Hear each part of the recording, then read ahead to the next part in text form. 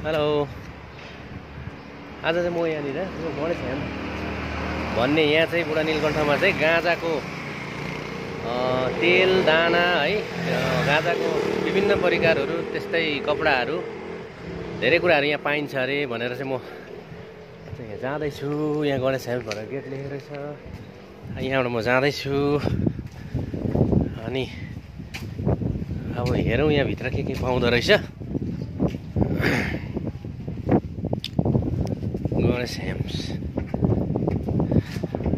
यो चाहिँ ठ्याक्कै बुढा नीलकण्ठ नारायणस्थान मन्दिरदेखि अलिकति माथि आउनु पर्दो रहेछ। धेरै टाढो पनि छैन।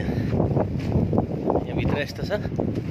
मेरो क्यामेरा चाहिँ अगाडि पछाडि रोटेट गर्नु पनि नमिल्दो रहेछ र यसरी आउने अनि आइसकेपछि यहाँबाट चाहिँ भित्र छिर्नु पर्ने रहेछ। यो गेट भइगयो। यहाँनिर गाँजाको यो सबै गाँजाको है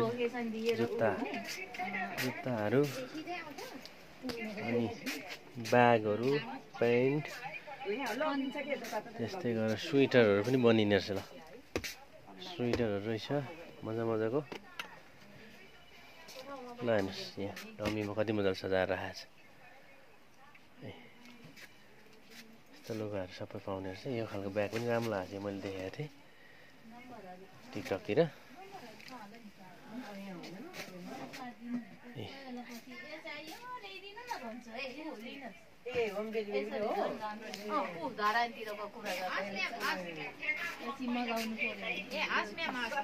यस्तै अब यहाँ चाहिँ यस्तोहरू हुन्छ।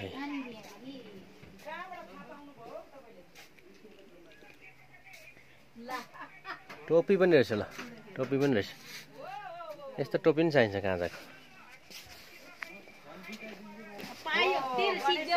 अचारहरू पनि रहेछ। आइटमहरू पाइने। यो त अचार है के हो यो? अचार यो चाहिँ तेल तेल। यो चाहिँ के रहेछ? चाउचाउ जस्तो चाहिँ। यो चाहिँ के हो सर? यो चाहिँ चाउमिन पनि बन्दो रहेछ। ल यो चाहिँ मलाई थाहा थिएन। धेरै कुराहरू रहेछ यहाँ, धेरै कुरा रहेछ।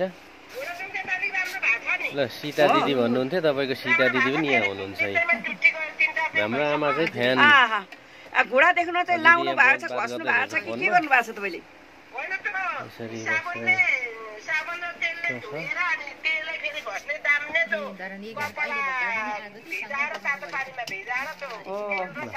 ब्यागहरू सबै। अनि युट्युब हेर्नुभयो?